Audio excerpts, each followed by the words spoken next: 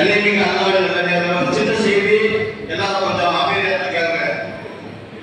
அதாவது குர்ஆன் ஹதீஸை பார்க்கும்போது சுருக்கமா முடிச்சிட்டேன். குர்ஆன் ஹதீஸை பார்க்கும்போது இறைவனுக்கு பிடித்தமான பெயர்கள் 2 பேர் வருது. இறைவனுக்கு பிடித்தமான பெயர் 2 வருது. அது எது என்று பார்க்கும்போது அப்துர் ரஹ்மான், அப்துல்லா. ஹதீஸ்ல வருது. நான் சொந்தமா பேசுறேன். இறைவனுக்கு பிடித்தமான 2 பேர்கள்.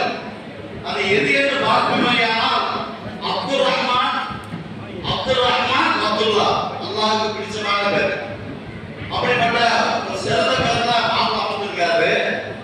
ஒன்றாவது செய்தி என்னன்னா அப்துர் ரஹ்மான் அந்த பேருக்கு என்ன பொருள் அப்படின்னு நம்ம பார்க்கணும்னா அப்துர் ரஹ்மான் அல்லாஹ்வுடைய அடிமை.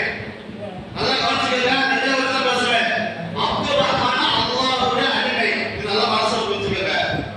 ரெண்டாவது பொண்ணு, அந்த பெண்ணோட பேர் என்னது? அமது ஷாஃபி. ஷாஃபி அது இஸ்வாலிக்கு அல்லாஹ். அதே மாதிரி அமது என்கிறவர்களுக்கும் அடிமை. அப்ப அல்லாஹ்வுடைய அடிமை. நல்லா யோசனை பண்ணி பாருங்க.